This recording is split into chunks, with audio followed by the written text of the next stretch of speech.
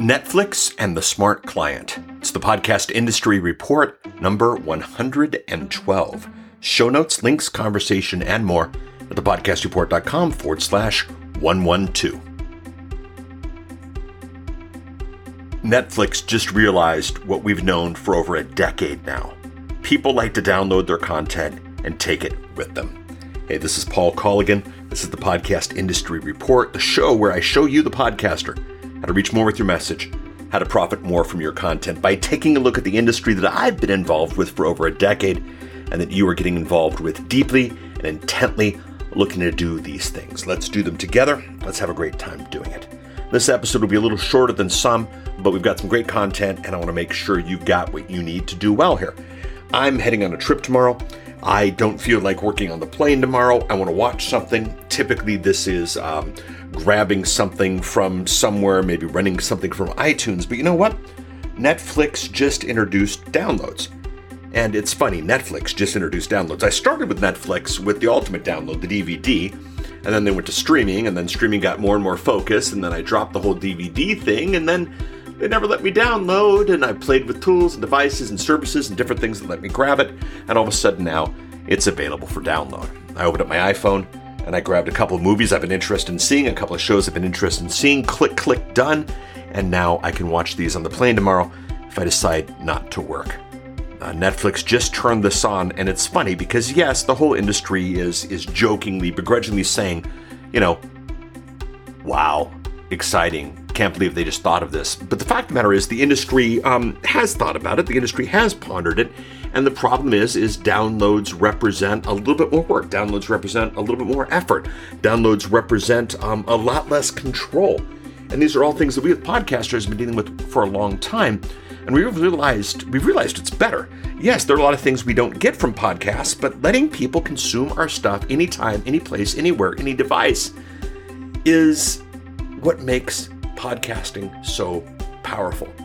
Your first podcasting goal should be, and if it isn't, I want you to ask why it isn't, is be good to your audience. Let your audience grab you when and where and how they want. Grab your show when and where and how they want. That's the power of this industry.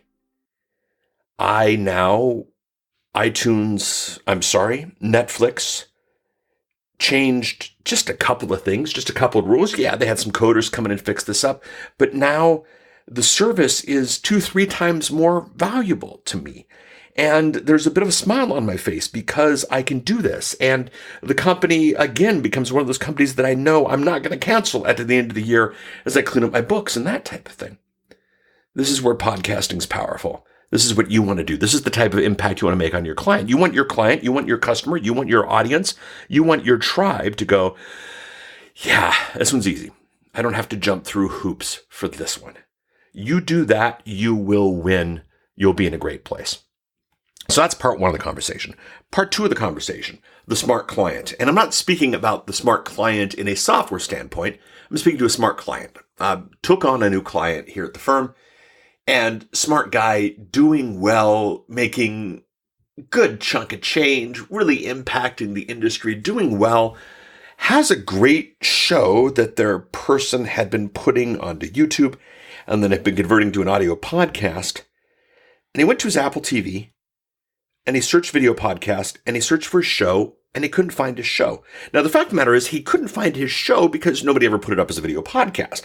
That's one of the things we're getting fixed for him, and it's not going to be that complicated. It's not going to be that hard. The work's already being done. The funny thing, it's on YouTube. But the smart client didn't realize that YouTube and video podcasting is different. And this, again, is a smart guy.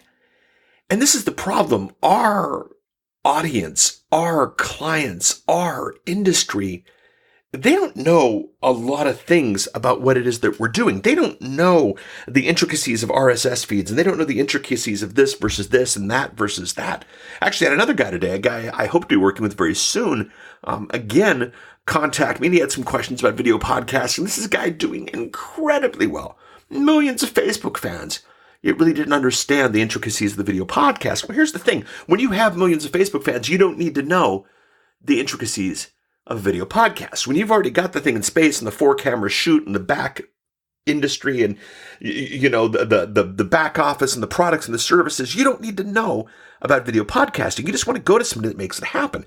That's it from the client standpoint. But from your audience standpoint, your audience doesn't want to know or doesn't need to know. Your audience just needs to do. They need to go to Netflix. They need to click download. They need to go to your podcast. They need to click download. They need to be able to reach their people with as little friction as possible, as easily as possible on all the platforms. I've preached this in the past. Some of you uppity podcaster types who believe that if a certain platform degrades your audio or something like that, that suddenly it's war, not someone's actually getting your content into the ears and the eyes of your audience. But take a deep breath. Okay? How can you make it easy? But Paul, the video world, YouTube already has YouTube Red. YouTube Red, I just signed up for YouTube Red and I've got, I think, 3 or 4 free months of it, and I'm definitely going to cancel it when it's done. It's nice, it's easy, but it's still nerd-wise. And the fact of the matter is Hollywood would never put a movie only on iTunes and forget Amazon and forget Vudu and forget Comcast On Demand and forget all these guys. They're going to take their movie. They're going to put it everywhere. They're going to take their content. They're going to put it everywhere. This is exactly what you want to do. So think about video. People love video. I've chatted about that for a while. Definitely have a YouTube strategy. I've got my book. I love YouTube, but then also have a video podcast strategy. Oh, Paul, it's one more step. Yes, your audience, your customer is worth it. Oh, Paul, it's going to be a few more bucks at Libsyn. Yes, your audience, your customer is worth it. You see, you're in charge of this. You are in charge of making sure that it is easy for your customer, your client, your tribe, your audience to consume your content. You're in charge, nobody else. It's not Apple's job to make it easy. It's not YouTube's job to make it easy. It's not RSS job. It's not Adam Curry's job. It's your job to make it easy. You're in charge. I want you to act like it. What's your take home for this? Your take home is simple. Are you being good to your clients? If you're saying no to your clients in some way, you're going to die soon and quickly. Be good to your clients, give them what they want, and they will return the favor to you. Okay, this is episode 112.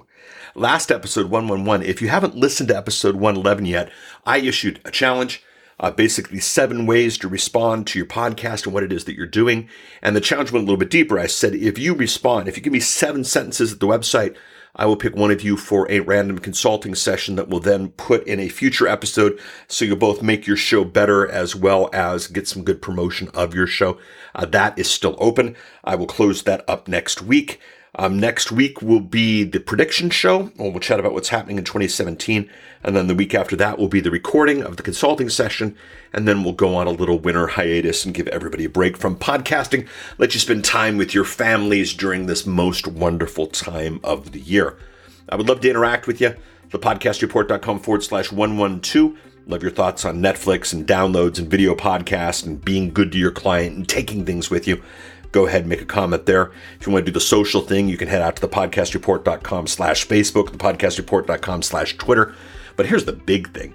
In being kind to you, if you're at the website clicking play, thanks. But know this, it's a lot easier than that. If you subscribe to the show, if you set it up so that you follow the show, every time a new episode releases, you're going to get it. You're going to get it where you want. You're going to get it at thepodcastreport.com/iTunes. 80% will do that. But you're also going to be able to get it at thepodcastreport.com/Stitcher or thepodcastreport.com/TuneIn or thepodcastreport.com/Google. Wherever you want to get this stuff, I want to get this to you. I want to make sure you're able to get it because, gosh darn it, it's worth doing. I know you want to reach more with your message. I know you want to profit more from your content, and I'd like to help you do it. So, if you haven't listened to episode 111 yet, please do so. Submit your 7 sentences. If you have listened to episode 111 and you have not yet submitted your 7 sentences, do so. At this point, we've only got a few who have submitted. If you're one of the 2, thank you. Right now, your chances are pretty good. Next week, the big prediction show. The week after that, the review, and then a little break. Thanks so much for listening to the show. I appreciate you. We'll chat soon. Bye.